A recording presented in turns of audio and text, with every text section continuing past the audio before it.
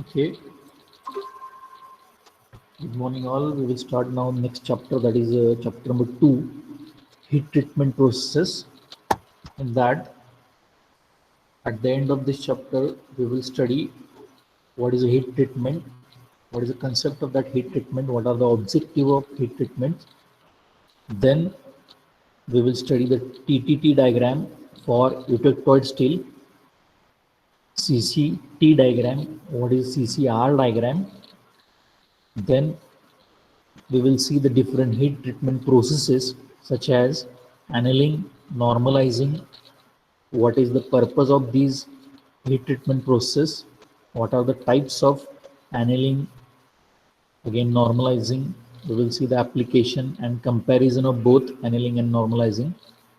Then we will see again two types of these heat treatments such as hardening and tempering. For those two also we will see what is the process, what is the application, and what are the various methods of hardening such as Oz tempering and Mar tempering majorly or mainly. Then we will see what is the concept of hardenability in brief. What are their objective, what are the types of tempering, what is sub-zero treatment, etc. Then we will also see what are the surface hardening treatments or case hardening treatments.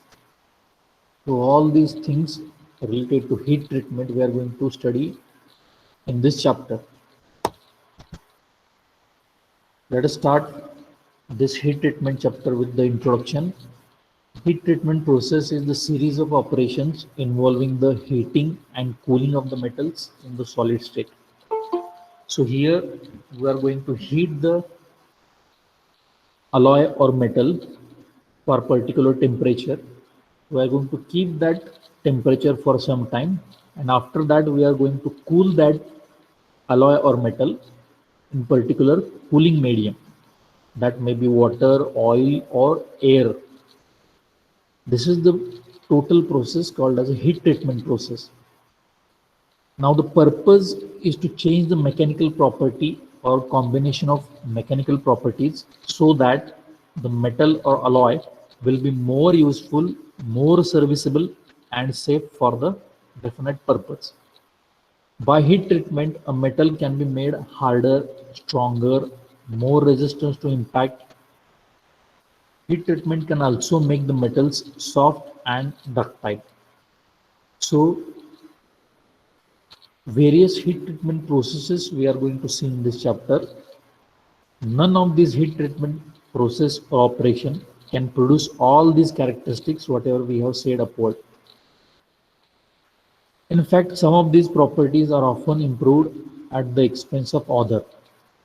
In being hardened, for example, that metal may become brittle. That means with the help of heat treatment process, we are going to improve the some characteristics of that metal or alloy. Either we are making that alloy or metal more harder, more stronger, more resistant to impact, or uh, more softer, more ductile. So all these properties are not improved at a time. These are improved with the help of different heat treatment process. So either we can make that metal stronger, harder, or either we can make that metal ductile or softer. So these things we have to see in detail in this chapter. So this is the introduction. We will see now the definition of the heat treatment. These are the controlled heating and cooling operations to change the mechanical properties of steel and alloy steels in the solid state. These are the controlled heating and cooling operations to change the mechanical properties of steel and alloy steel in the solid state. All these heat treatment processes are carried out below the solidus temperature. Now, in the heat treatment, the steels are heated above the upper critical temperature. Now, what is the upper critical temperature, lower critical temperature that we have seen in the iron carbon diagram while studying iron carbon diagram? So there you have seen different temperature lines. I will show that iron carbon diagram once again to you. So this is the anion carbon diagram. Here A0 temperature line, A1 temperature line, A2 temperature line, A3 temperature line, ACM temperature line, and A4 temperature line. These temperature lines we have seen. A0 we have called it as a lower critical temperature. Sorry, A1 we have called as a lower critical temperature line. A3 ACM we have called it as upper critical temperature lines for eutectoid steel. A3 we have called it as a upper critical temperature line for hypo hypoeutectoid steel, and ACM we have called it as a upper critical temperature line for hypereutectoid steel. So these critical temperature lines we have seen in the iron iron carbon diagram. So we are going to heat that steel in the heat treatment process above the upper critical temperature line.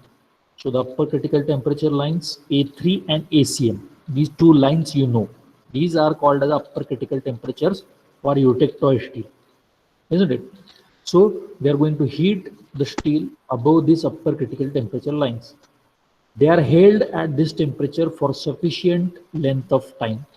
So this is the basic concept of heat treatment, in which first we are going to heat that steel or alloy steel above the upper critical temperature line. Then we are going to hold for that temperature for a sufficient amount of time, and then we are going to cool in the proper medium to obtain the required phase change and microstructure. So the basic purpose of this heat treatment is to obtain the required phase change and the microstructure. Now you may say that during the during studying this iron and carbon diagram, here also we have increased the temperature of steel, and then we have decreased the temperature, and during that we have got different phases such as gamma austenite, alpha ferrite, delta ferrite, then alpha plus Fe3 perlite, then other gamma plus Fe3 or Fe3C, this is cementite. So all these phases we have got in iron and carbon diagram also. But what is the difference between this heat treatment and that iron ion carbon diagram? So iron ion carbon diagram is under equilibrium condition. That diagram is under equilibrium condition. There we have not kept those things for some time after heating. Immediately we are cooling those things. But here in heat treatment, we are heating those things still above upper critical temperature. We are keeping that at same temperature for sufficient time, and then we are cooling in proper medium. So that is we are not doing in the equilibrium diagram. That's why this heat treatment is something different than iron and carbon diagram, whatever you have seen previously. Now, if you are heating that steel above the upper critical temperature, that means above that upper critical temperature, you know that in iron and carbon diagram, just observe the A3 line, A3 line, where it is, this CL line is A3 line, CL line, isn't it? And E to J line, this is ACM line, E to J line is ACM line. Above this, the phase is gamma, and gamma means it is a austenite. Gamma means it is a austenite. Now, this austenitic phase is converted into perlite, martensite, or benite phase depending upon the cooling rate. Now, here in definition or concept you have seen, we are going to cool that in the proper medium. That medium, if it is changed, whatever the phase you are going to get after cooling, that phase will be different. Either you will get perlite phase, and what is perlite? You know that perlite means what? Alpha plus Fe3C. Alpha म्हणजे काय? Ferrite. Fe3C means cementite. So ferrite plus cementite is perlite. Either you are getting perlite or martensite. Martensite is the hardest phase that you are getting in the uh, heat treatment process. So either you can get the martensitic phase or banitic phase, depending upon the cooling rates. Therefore, heat treatments can be designated by changing method of cooling to obtain the desired mechanical properties. So at the end of this heat treatment, we are changing the phase of austenite into either perlite, martensite or benite, and the microstructure of all these perlite, martensite, benite is different. So therefore, we are getting the different mechanical properties for these things. So this is done in the heat treatment. This is the concept of heat treatment. Through this heat treatment, we are going to achieve the different objectives. So these objectives are asked in exam. So we will discuss one by one these objectives of heat treatment. At the end of heat treatment, we are getting these all objectives completed with the various types of heat treatment. So the major objectives are to increase the strength, hardness, and wear resistance. To increase the strength, hardness, wear resistance. To increase the ductility, softness, either through the tempering process or annealing process, we are increasing the ductility and softness. Through the hardening process, surface hardening or bulk hardening, we are increasing the strength, hardness, and wear resistance. So inside bracket, I have written through which process we are achieving these objectives, and these processes, whatever written in the bracket, these are we are going to see further in this chapter. So with the help of bulk hardening or surface hardening, we can achieve the increased strength, hardness, and wear resistance. Hardness is nothing but a hardness here. So strength, hardness, and wear resistance we are increasing through hardening process. Second, we can increase the ductility and softness by tempering or annealing process. Third, we can increase the toughness by tempering or annealing process. Recrystallization annealing is nothing but consider it as an annealing process. So tempering and annealing process, we can increase the toughness. We can also obtain the fine grain size with the help of annealing and normalizing process. Annealing and normalizing. So what is a full annealing, that we will see in the next slides. So through annealing and normalizing, we can obtain the fine grain size. Again, to remove the internal stresses induced by the different deformations by cold working process, non-uniform cooling from high temperature during the during the casting and welding, whatever they are generated, that can be relieved. So stress relief annealing process, or just consider there is one process called as annealing, through which we can remove the internal stresses. Now consider that you are processing any steel. So there are two kind of process. Either you are doing the cold work process or hot work process. So during the cold working process, no heating is done on the steel. Directly by hammering or directly by applying force, you are converting the shape of that steel into other useful shape. So during that cold working process, generally internal stresses are generated, and those internal stresses you can remove with the help of heat treatment process. After cold working process, you can do some heat treatment processes so that internal stresses will get removed. So this is also an objective of heat treatment. Then to improve the machinability, you are doing the heat treatment process, that is annealing and normalizing. You can either do annealing or normalizing to improve the machinability. Again, to improve the cutting properties of steel, we can do hardening and tempering to improve the cutting properties of steel. To improve the surface properties, you can do the surface hardening, corrosion resistance stability treatments, high temperature resistance, precipitation hardening, or surface treatments. So now surface hardening is one of the last point in this chapter we are going to see, by which you can improve the surface properties. So in many examples you require the surface to be very hard and the core part of that steel to be very soft. So those things we can do with the help of surface hardening process. So to improve the surface properties, we can do the surface hardening process. Again, objective of heat treatment is to improve the electric properties, to improve the electrical properties. So tempering, edge hardening. So these are some processes by which you can improve the electrical properties of that steel. Again, to improve the magnetic properties, hardening and phase transformations. So these are some heat treatment processes through which you can improve the magnetic properties also. So these all are the objectives of heat treatment. Through various heat treatment processes, you can improve or you can uh, achieve these objectives through the heat treatment.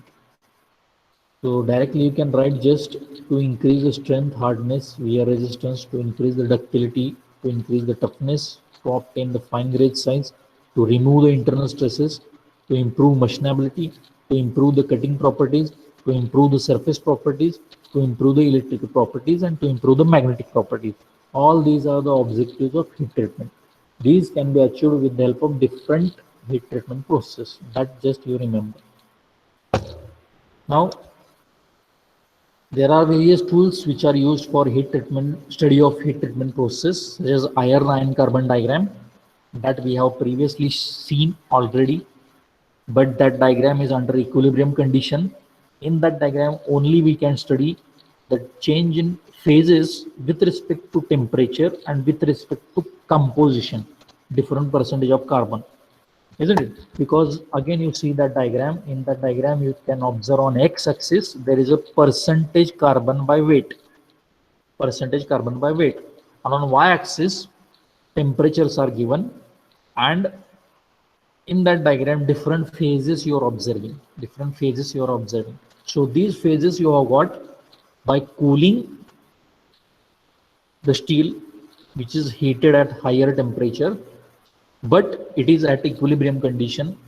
There is no consideration of time here.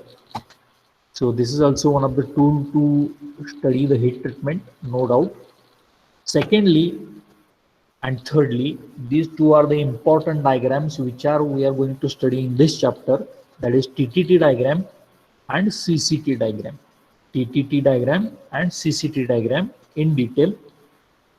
These are the two tools which are used to study the heat treatment process. TTT means time temperature transformation diagram, and CCT means continuous cooling treatment diagram.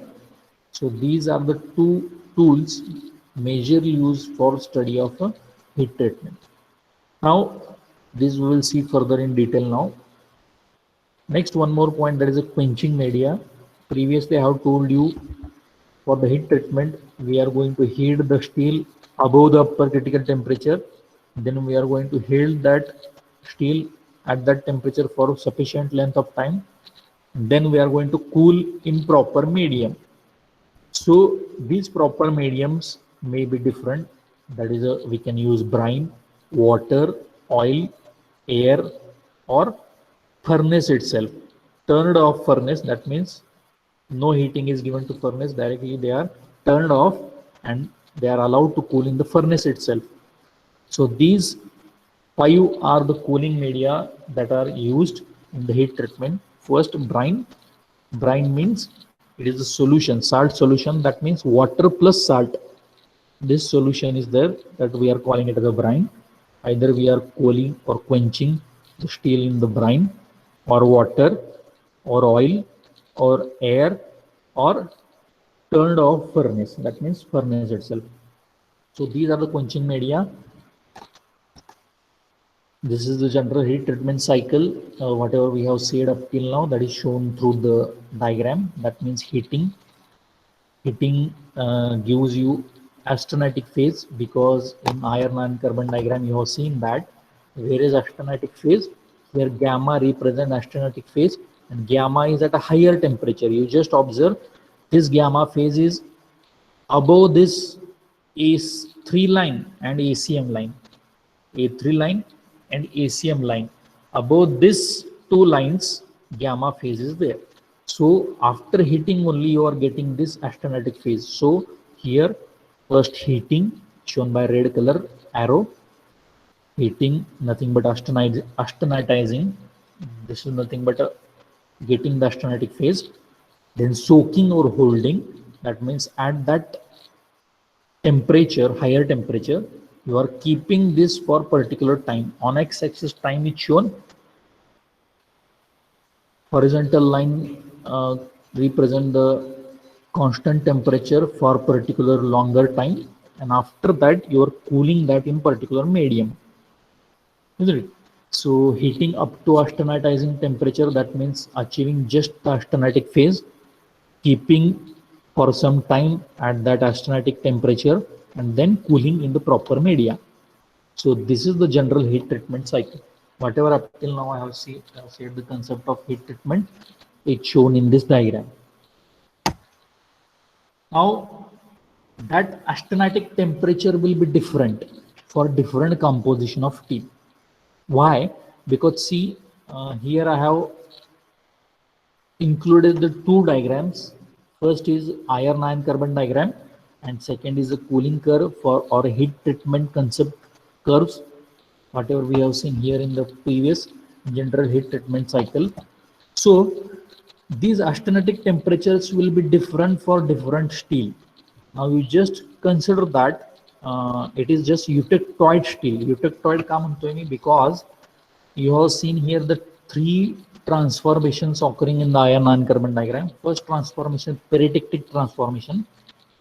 There also steel is there because steel माहिती आहे तुम्हाला, you know that less than 2% carbon if it is there, then we are calling it as all steel. So eutectoid transformation, there also you are getting the steels.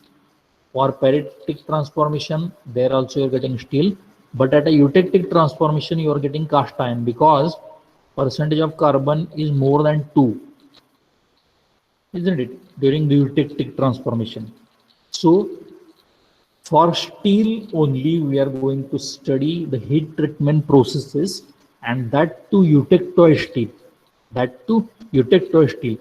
That means diagram only from this area, we are going to study the heat treatment process. That means for A3 and ACM temperature lines only, that means for gamma only, that means for austenite only. So for austenite only, or for eutectoid steel only, we are going to see the heat treatment process in this chapter. Now you just consider the eutectoid transformation. That eutectoid transformation is occurring exactly at this red color vertical line. You are observing this red color vertical line, and here wherever I have shown the arrow, there eutectoid transformation is occurring. At that temperature is A1, temperature is line is A1, this temperature line is A1. So for this composition of steel, and eutectoid steel composition असतं 0.8% of carbon. So at this 0.8% of carbon, eutectoid transformation is there. There you are hitting that steel just above this A1 line, just above this A1 line, nearly 40 to 50 degrees Celsius above this A1 line. And what is the temperature of that A1 line? Generally 727 degrees Celsius is the temperature of this A1 line, that you know. This is the A1 line, A1 represented here, shown by arrow now. A3 is here, shown by arrow. Is it visible? No. ACM is this line. Okay. Now, just above this A1 line, this red colored heating is shown, keeping for some time and then cooling for this eutectoid steel. Again, A3 line, see here A3 line.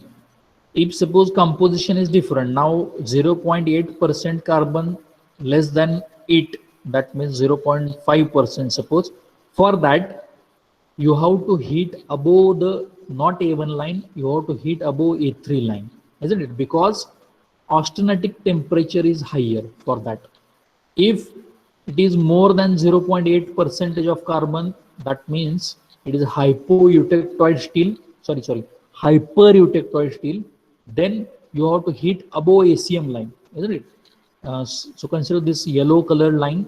It is present after this red. That means it is a hypereutectoid steel. For hypereutectoid steel, austenitic temperature will be on this ACM line, on this ACM line. That means above this ACM line, you have to heat this yellow colored steel, isn't it? Consider this green color steel. Green color steel is less than red color steel percent carbon. Red color steel having 0.8% carbon, and green color steel will be less than that. That's why we are calling this as a hypoeutectoid steel. Hypoeutectoid steel. Hypo means less and hyper means more. So it is a hypoeutectoid steel. For hypoeutectoid steel, the line will be A3 line. Because after A3 line, you are getting austenitic phase. If temperature is raised above A3 line, then you are getting austenitic phase, that is gamma phase. So here for green color, the heating is done above A3 line. Getting my point, what I am trying to tell you, for eutectoid steel, we are having eutectoid temperature, hypoeutectoid and hypereutectoid. These three steels are there: eutectoid steel, hypoeutectoid steel and hypereutectoid steel. For all these three, temperature lines will be different. For exactly eutectoid steel, we have to heat above A1 line. For hypoeutectoid steel, we have to heat above A3 line. For hypereutectoid steel, we have to heat above ACM line. Isn't it? Because these are the critical temperature lines, upper critical temperature lines for these different type of steel. That may be a hypereutectoid steel, hypoeutectoid steel or eutectoid steel. That's why we need to heat for different temperature ranges for different steels, isn't it? Now, after heating, after soaking for some time and then cooling in particular media, you will get the phase change. That means austenite will get converted into either perlite, ferrite, benite or martensite, isn't it? Depending on the medium in which you are cooling. So before studying that TTT diagram, we will just have a look over this uh, phase changes. That means austenite will get convert, whether it will be converted into martensite or perlite or benite. These three main phases you are achieving by the heat treatment process from austenite. From austenite, either you will get martensite or perlite or benite, isn't it? Now, if you cool that austenite or if you quench that austenite in the water, that will be a very fast cooling. You are hitting that above critical temperature, upper critical temperature. Now that upper critical temperature will be different for different steel. That you just understood from this diagram. Either that will be A1 line, A3 line or ACM line, depending on which kind of steel it is. If it is eutectoid steel, that line will be A1 line. If it is hypoeutectoid steel, that will be A3 line. If it is hypereutectoid steel, that will be ACM line. So it is heated up to that temperature. That means austenite has got, after heating, you have kept it for some time and now you are cooling in different cooling media. If same eutectoid steel is heated up to austenitic temperature, that is A1 line, and you are cooling now in different media. Consider you are cooling in water first. that will be called as a fast cooling or quenching. Then you will get the martensitic phase. Wherever you are cooling in the very fast rate, you are definitely getting the martensite. Consider the example of blacksmithy. There you are heating it in a furnace and immediately cooling it in water. That is called as a fast cooling or quenching in water. Then you are getting the martensitic phase. And if you are getting the martensitic phase, it is a very hard phase, very hard phase. As the hardness increases, you just remember brittleness also increases. Brittleness also increases. To reduce the brittleness, we are again reheating that martensitic phase. Sometimes we need to, or we have to have the hardness more, but brittleness very less. If it is more brittle, that means it will immediately break. So instead of that, we should have the high hardness as well as less brittleness. So for that purpose, again reheating is done and Bainitic phase is obtained. Bainite phase is obtained. This is one different phase that we have not studied up till now, but it is one phase achieved after reheating the martensitic phase. So this bainite phase is again harder but less brittle. So just remember that after quenching in water, you will get martensitic phase from austenite.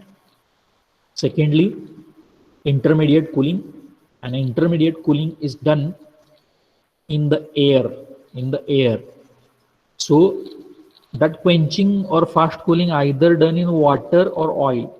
I have forgot to tell you oil also, that fast cooling or quenching is either done in oil or water.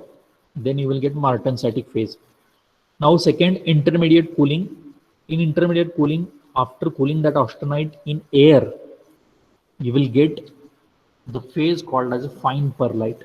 You'll get the phase as a fine perlite. Now for fine perlite and coarse perlite, different, you can say different microstructures are there. So that means whatever coarse perlite is there, which is having intermediate spacing between the flakes, whatever you are achieving in the microstructure. And in fine perlite, they are very closely spaced. These perlites are there, they are very closely spaced like this. So in first two microstructure here, you can observe the coarse perlite and fine perlite. Coarse means the interlaminar spacing is very large, and fine means the interlaminar spacing is very less. So this fine perlite, that means where interlaminar spacing is very close, that kind of perlite you will get whenever you cool it intermediately. That means you cool it in the air. Now same process is called as normalizing, that we will see further. Just remember intermediate cooling is done in the air and you are getting the fine perlite. Next, slow cooling. Whenever that austenite is slowly cooled, and slow cooling is done in generally in the furnace itself. That means heating in the furnace. One kind of steel is heated in the furnace, kept for that temperature only, and then furnace is turned off. And the steel is in the furnace only. Then as the furnace cools, that steel will get cools, and that cooling is done very slowly. That's why we are called it as a slow cooling. So slow cooling, after slow cooling, that austenite will get converted into coarse perlite. And the coarse perlite is having the interlaminar spacing very large. So this is regarding the cooling. After cooling, you will get these kind of different phases: martensite, fine perlite, coarse perlite, and that martensite you can convert into bainite.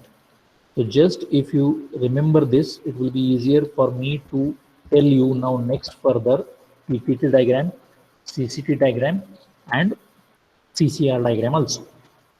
So the first diagram we will see in this chapter is a TTT diagram.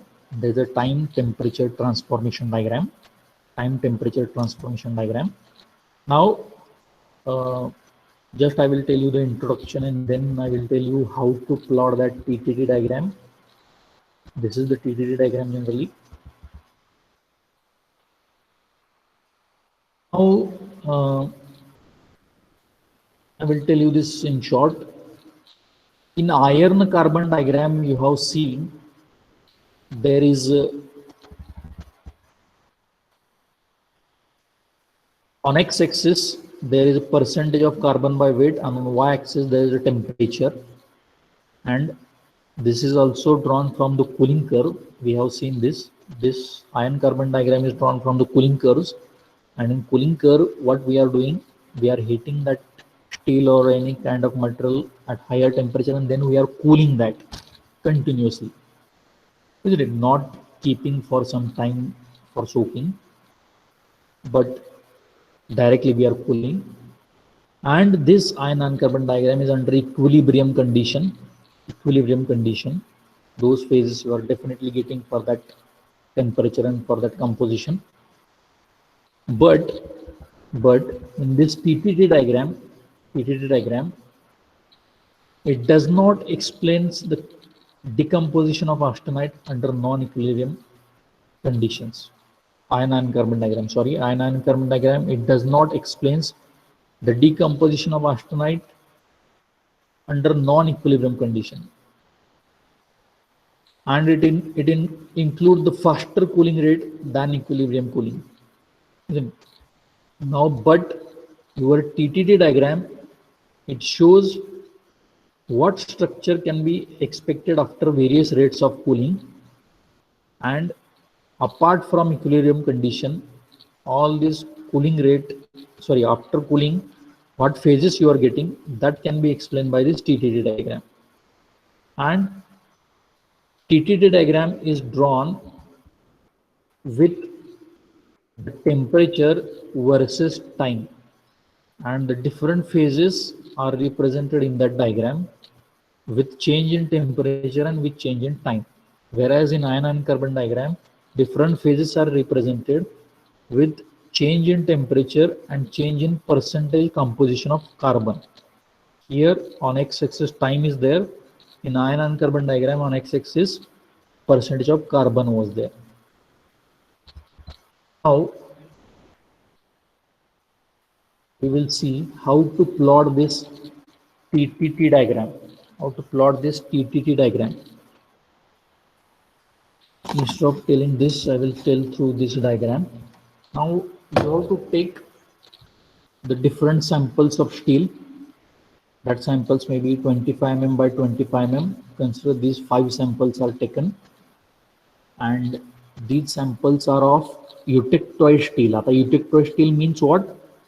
Eutectoid steel means what?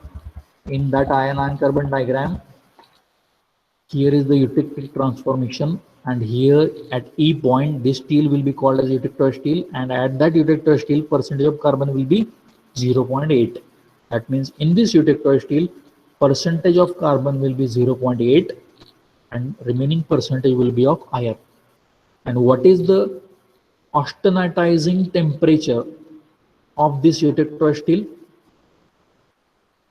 After heating that eutectoid steel, at what temperature you will get the austenitic phase? So at 727 degrees Celsius, you will get this gamma austenitic phase, isn't it? So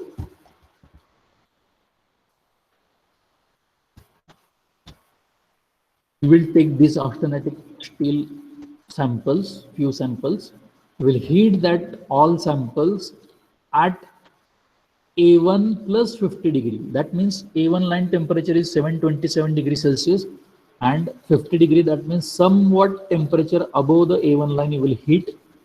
Generally, 727 is the temperature of A1 line plus 50 degree, whatever maybe that 773 or something else.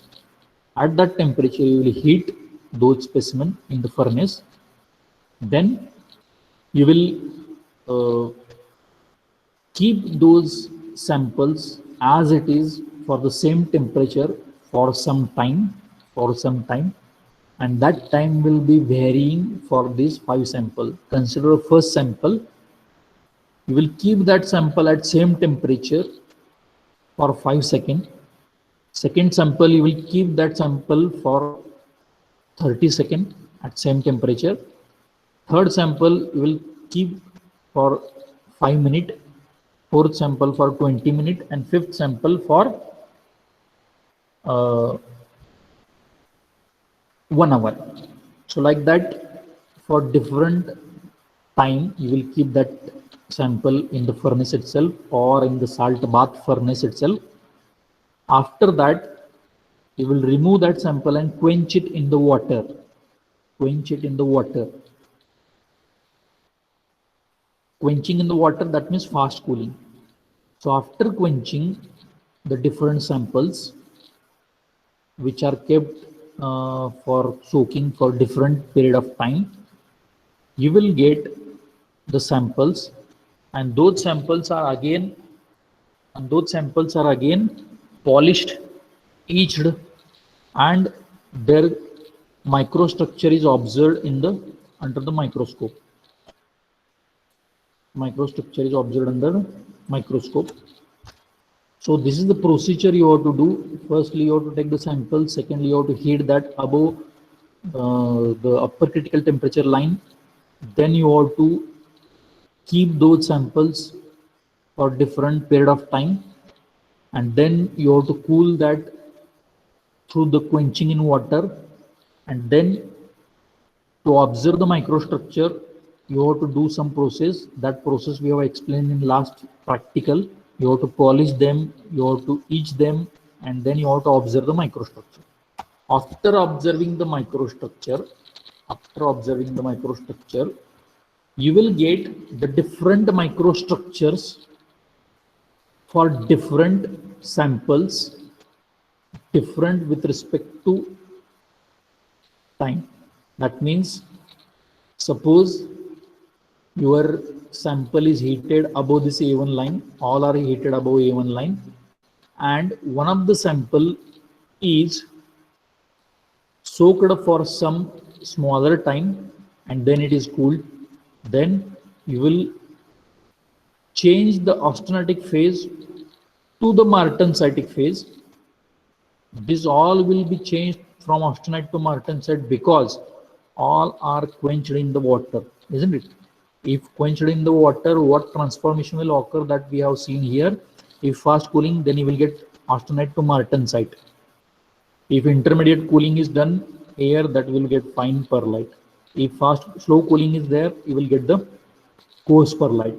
So here also, as you have done the quenching, all will get converted into martensite, but while transferring this austenite, A1 लाईनच्या वर austenite असणार आहे आणि या MS लाईनच्या खाली सगळं martensite असणार आहे, isn't it? Martensite. So after some time, at certain temperature, it will start to convert this austenite to perlite. That's why PS is written and one curve is shown. Over this whole curve, all the points will represent perlitic transformation has started. That means austenite has started to convert into perlite. And after some time, you will see for those specimen, perlitic phase will be completely observed here. So these points, if you join, you will get here PF line, and that PF line means perlitic phase has completed, and here you will get perlite. So if I say this line, so here all phase will be austenite. In between these two lines, here perlitic phase has started to convert, and here perlitic phase has observed. So here austenite, here perlite, and in between these two lines, austenite plus perlite you will observe. Austenite plus perlite you will observe. Again, if you come less temperature, so here austenite will start to convert into benite because time has increased. Slow cooling केलं तर you will get perlite, fine perlite, coarse perlite. And if you are heating that martensite, that means more temperature than martensite, you are getting benite. So whatever curve is there lower, there you are getting the austenite and benite. And in between these two curves, you will find the austenite plus benite. And at lower temperature, you are getting the martensitic phase. And here also EMS and EMF, that means martensitic phase started, martensitic phase completed. These two lines you can get. So this kind of curve you will observe if you plot all the phases with respect to temperature and with respect to time, and the phases you are observed under the microscope. So this is the time temperature transformation curve or diagram in which different phases are also shown: austenitic phase, pearlitic phase, benitic phase, martensitic phase, austenite plus pearlite, austenite plus benite, with temperature and with time. So this curve we are calling it as a time temperature transformation diagram.